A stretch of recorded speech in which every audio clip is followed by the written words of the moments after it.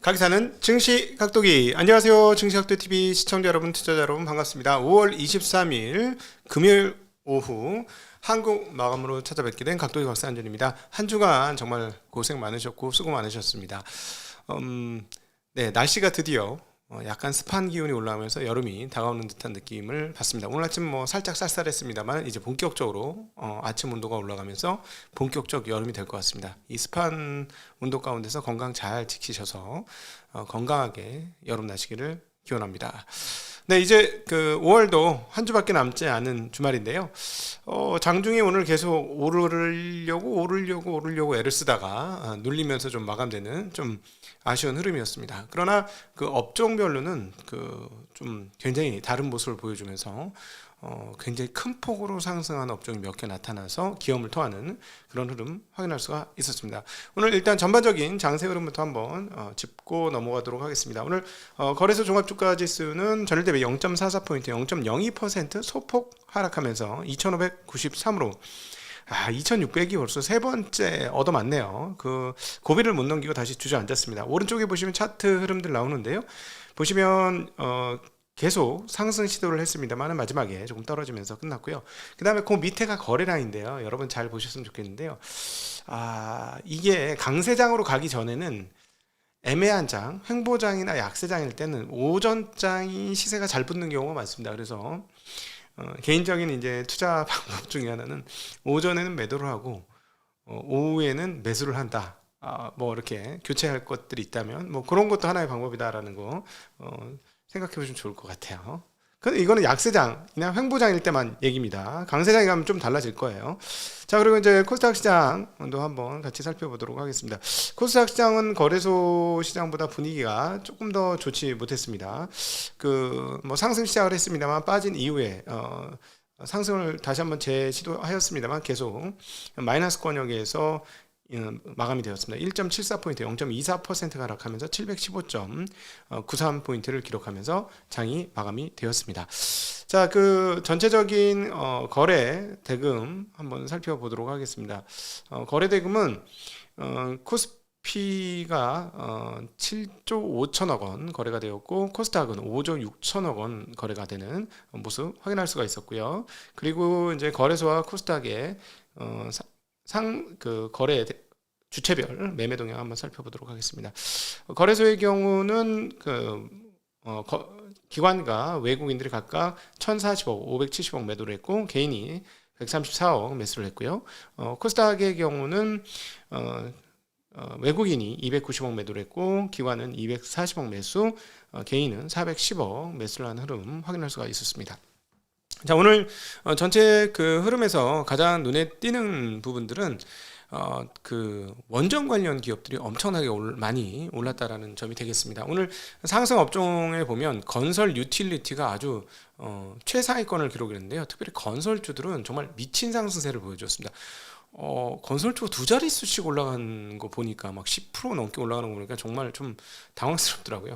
현대건설, DLEC, GS건설, 대우건설, 한전, KPS 등이 많이 올랐고 더불어서 유틸리티 주식들 굉장히 올랐는데요. 한전 관련주들이 다 많이 올랐습니다. 한전 KPX, 한전기술, 한전산업 모두 큰 폭으로 올랐고요. 두산에너빌리티, S&T 에너지 등도 많이 올랐습니다. 그리고 최근에 계속 꾸준히 강세를 보여주는 업종이죠. 홀딩스들이 많이 올랐습니다. 두산, 풍산, 한진칼, 영업무역 홀딩스들 많이 올랐고요.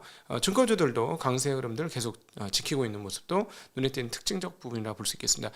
그동안에 그 킥스 그러니까 한국 그 보험 요율 관련해서 조금 떨어졌던 보험주들이 오늘은 그 상승률 상위에 포진되면서 현대해상, 삼성화재, 흥국화재, 미래에셋생명 등이 많이 오르는 모습 확인할 수 있었습니다.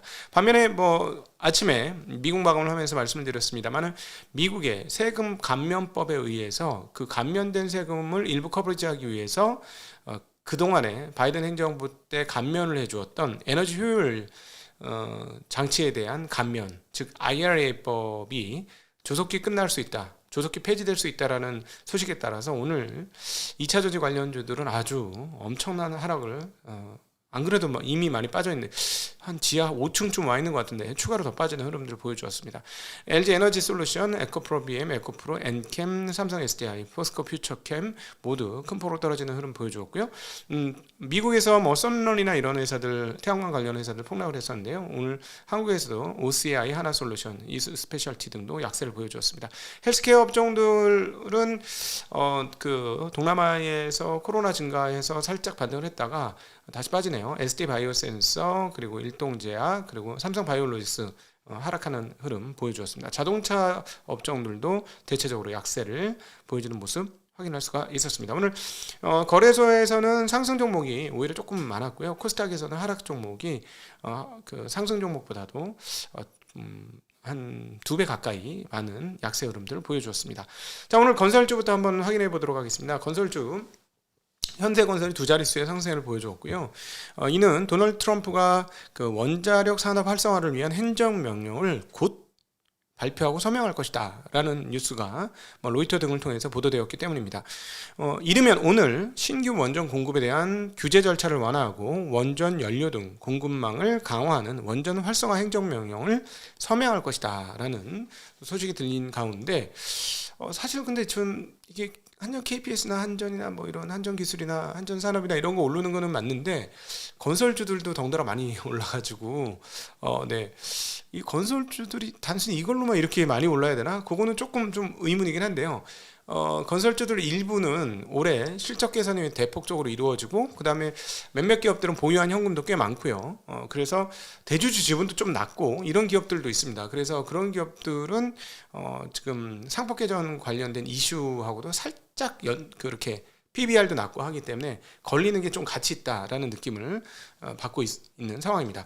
어쨌든 뭐 트럼프는 이미 그 취임을 하면서 AI 등으로 20년 만에 미국에서 전력 수요가 늘어나게 되자 에너지 비상사태를 선포를 했었기 때문에 이 원전까지 추가돼서 계속해서 이제 늘릴 것이다라는 소식 들리고 있고요. 이게 이제 단순히 미국만의 뉴스는 아닙니다. 유럽에서도 원전 관련된 뉴스들이 계속해서 터져나오고 있는데요. 친환경 국가 중에 하나죠.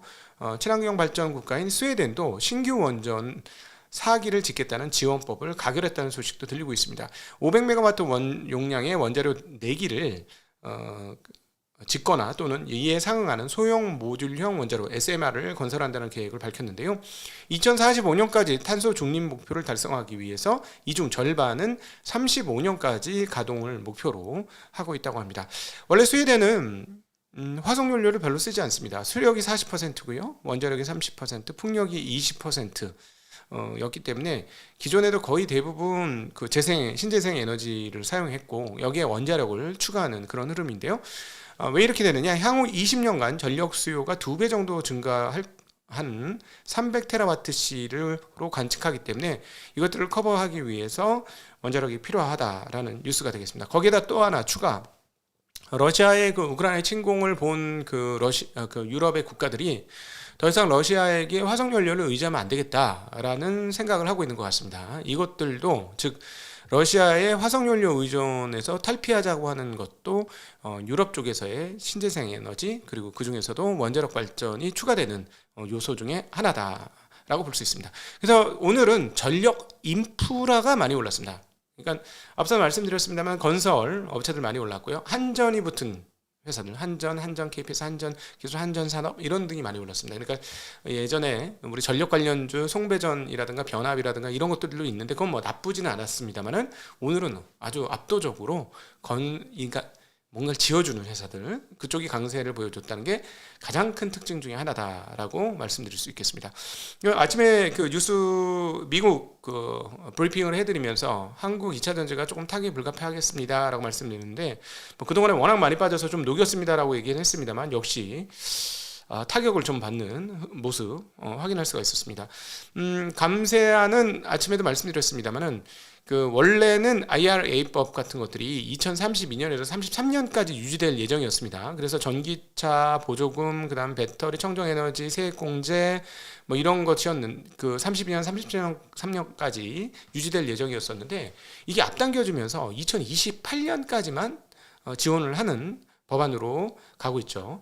물론 이제 상원까지 통과해야 되고 상원까지 통과하려면 조금 더 난관이 있습니다. 하원도 겨우 통과했기 때문에 한 표 차이로 통과를 했으니까.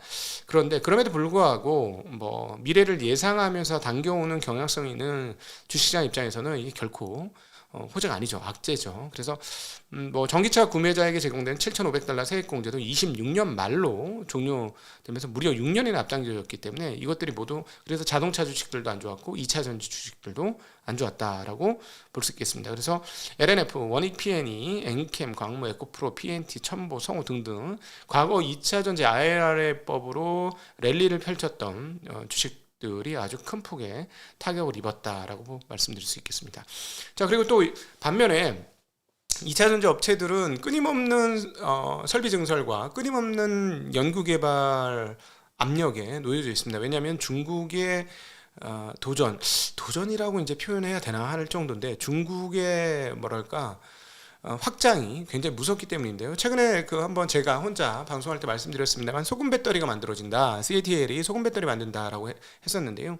한국 업체들도 중국의 이런 거센 뭐라 그럴까, 거센 활동에 대응하기 위한 다양한 개발을 진행하고 있다는 소식입니다. LG 에너지 솔루션은 GM과 함께 공동으로 리튬 망간 리치 배터리를 28년에 양산할 계획이라고 합니다. LMR 이렇게 부르는데요.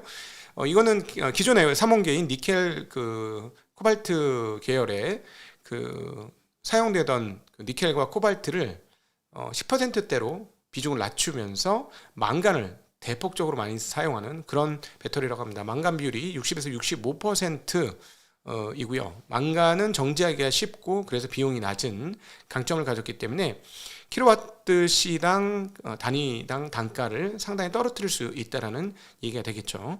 LG 에너지 솔루션뿐만 아니라 삼성 SDI도 LFP에다가 하이니켈을 섞어서 소재 기술을 확보하고 있다고 합니다. 이렇게 되면 에너지 밀도를 향상시키고 셀 안정성에서는 LFP와 동등한 수준을 유지하게 되기 때문에 LFP처럼 저렴하게 만드는데 용량은 훨씬 큰 그런 배터리를 개발 중이라고 합니다.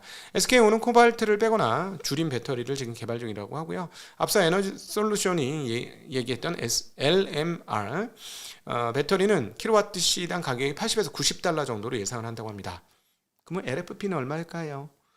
LFP는 킬로와트 시당 68달러 정도로 지금 추정이 되고 있습니다. 그러니까 망간 배터리가 뭐 LFP보다는 성능이 훨씬 좋을 것 같아요. 얘기 들어보면 니켈 코발트 비율을 좀 줄이면서 망간 비율을 늘린 거니까 퍼포먼스는 상당히 좋게 나오는데 단위당 단가는 되게 싸다. 뭐 이거는 장점이긴 한데 그럼에도 불구하고 LFP보다는 싸진 않다. 자, 그러면은 뭐 어차피 미국이 중국을 막으면 중국 배터리가 못 들어갈 테니까 거기다 뭐 가산 뭐 이렇게 관세 이런 게 붙으면 오히려 좀 미국에서 잘 통하지 않겠느냐, 뭐 이런 전망을 가지고 있는 것 같습니다. 자, 오늘 그리고 지주 회사들도 대체적으로 지금 꾸준히 강세를 보여주는데요. KB증권에서 지주사 관련 리포트를 하나 냈습니다. 역발상을 하자. 그래서 어떤 역발상을 하냐 물어보니까 지주 회사들 중에 대주주의 지분율이 높고 지배주주와 일반 주주의 이해관계가 일치하는 회사를 찾아내라 라는 얘기가 되겠습니다. 그래서 뭔 얘기야 봤더니 상속 이슈는 별로 없는데 기업 가치 재고 전략을 추진할 때, 즉 주가를 올릴 때 대주주와 소액주주들의 합이 맞는 그런 회사에 주목해라라고 하면서 대주주가 좀 젊은 회사 뭐 이런 회사들 얘기를 했어요. 그래서 한번 살펴보면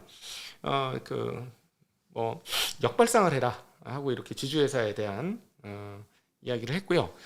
그러면서 이제 몇몇 회사들을 언급을 했습니다. 여기서 보면 여기 제일 오른쪽에 보면 총수 지분율이 굉장히 높은 회사고요.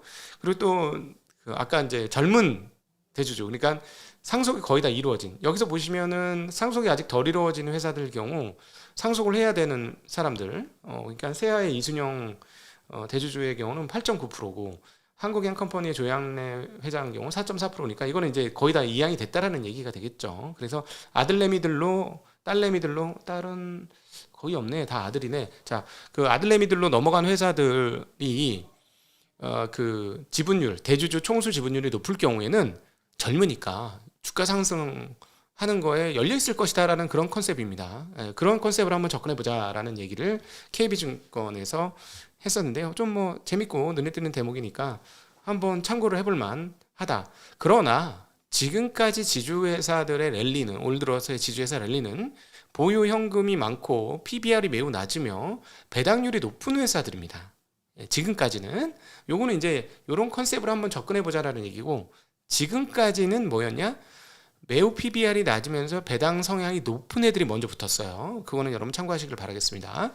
자, 그리고 현대차 증권에서 증권사 아웃퍼폼이 지속될 것이다 라는 리포트를 냈는데요. 올 들어서 KRX 증권 지수는 전분기 대비 28.4% 상승하면서 코스피 대비 무려 23.9% 아웃퍼폼을 했다라고 얘기했고요. 그리고 올 들어 그 상승한 증권주들이 많은데 그 중에서도 미래에셋은 무려 63%, 한국금융은 35%, 삼성 28%, NH 14% 순으로 상승했다라고 얘기하면서 이 증권주가 아웃퍼폼한 이유는 금리 하락 국면에서 우호적인 업황이 조성되며 연간 실적 모멘텀이 유효했기 때문이다. 옛날에도 이런 적 많은데 꼭 주가가 오른 건 아니었거든요. 근데 어쨌든 배당소득 분리과세, 자사주 소각 의무화 등 대선 후보들의 증시 부양 정책에 대한 기대감이 발동된 것이다. 그리고 발행어음 등 종투사 연내 추가 지정 예고에 따른 기대감이 반영된 영향이다. 뭐 이렇게 얘기를 했고요. 그러나 어쨌든 1분기 실적을 리뷰를 해보니까 좋을 줄 알았는데 더 좋았다라는 게 핵심입니다. 오늘 이 리포트의 핵심은 이건데요. 1분기 지배주주 순이익이 증권사들, 자기네가 이제 평가하는 증권사 지배주주 순이익이 1조 1738억으로 전년 대비 19.3%, 전기 대비 무려 86% 증가하면서 컨센서스를 상회하는 그런 좋은 실적을 보여주었는데, 브로커리지, WM, IB 등 전 부분이 견조하였다. 그리고 금리 하락에 힘입어서 채권 평가 이익도 많았기 때문에 채권 매매를 하는 증권사들도 돈을 좀 벌었다라는 이야기를 하고 있습니다.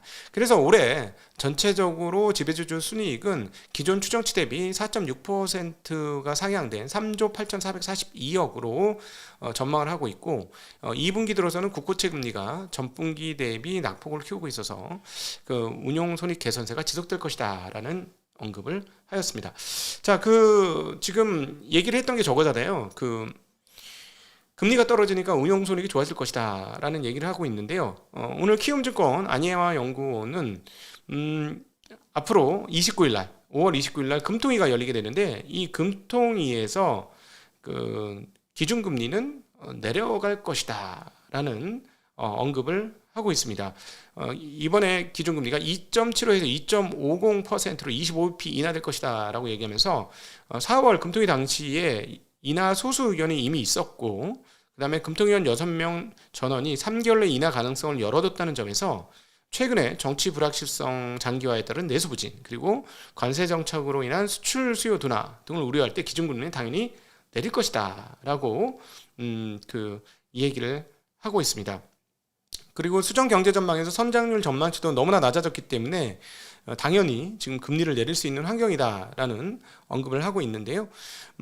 지금 2월에 제시했던 관세 정책 시나리오는 다소 오히려 낙관적이었기 때문에 2월 전망치 1.5%보다 실제 성장률은 하회할 수밖에 없을 것이다 라고 언급을 하면서 이런 물가 전망치, 물가는 오히려 반대로 조금 상향 조정되고 그 다음에 성장률은 하향 조정될 것이기 때문에 당연히 금리를 내려야 된다라는 언급을 하고 있습니다.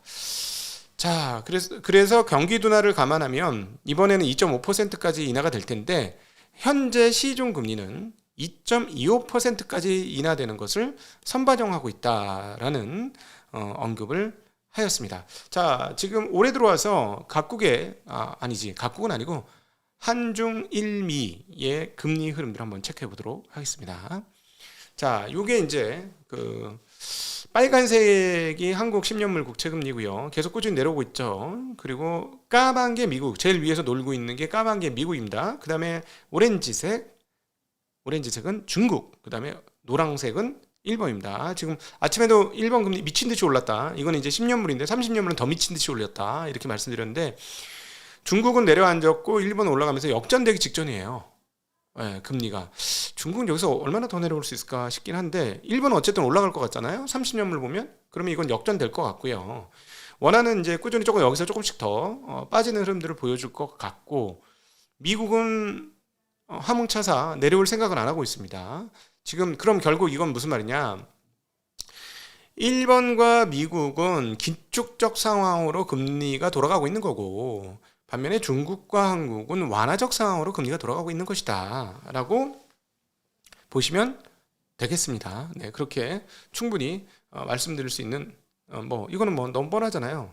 금리가 내려가는 게 완화적인 거, 금리가 올라가는 게 긴축적인 거잖아요. 네, 그래서 그렇게 말씀드릴 수 있을 것 같습니다. 자, 그리고 시간이 벌써 휙휙 가네요. 휙휙. 자, 그러면 이제 간단하게 정리하겠습니다. 중국에서 휴대폰 메이커 점유율이 해외 메이커들이 계속해서 점유율이 하락하고 있다라는 소식도 들리고 있습니다. 과거에 가끔씩만 일어나던 일인데 지금 애플의 점유율도 상당히 떨어지고 있는데, 이는 미중 무역 마찰에 의한 애국 소비가 분명히 반영되고 있는 그런 것들이다라고 또 볼 수가 있겠습니다. 그래서 이 부분 한번 보시면 지금 휴대폰 출하량 흐름에서 보면 회색이 중국에서의 해외 브랜드인데 갑자기 뚝 떨어지는 그런 흐름 보여줬습니다. 21년도 코로나 이후에 대폭적으로 상승했고, 그리고 23년, 24년에도 올랐다가 이번에 상당히 많이 빠지는 모습 보여주고 있고, 반면에 중국 브랜드는 조금씩 올라가고 전체 출하량은 좀 늘고 있는 거. 그러니까 중국에서 휴대폰 이관신으로 늘고 있는데 지네들 것만 쓰고 있다, 이렇게 정리해 볼 수 있겠습니다. 자, 이것과 관련해서는 한국의 전자부품 회사들이 어떻게 돌아갈 것인지 같이 상상해 볼 수 있는 것 같아서 가지고 왔습니다. 자, 오늘 혼자서 이렇게 진행을 하다 보니까 조금 심심하고 재미가 없죠. 좀 이해를 부탁드리고, 다음 주에는 또다시 우리 나침판과 함께 여러분 찾아뵙도록 하겠습니다. 곧이어서는 관시와 함께하는 중국 마감이 여러분을 기다리고 있습니다. 한 주간 정말로 고생 많으셨고요. 행복한 주말 되시길 빌겠습니다. 안녕.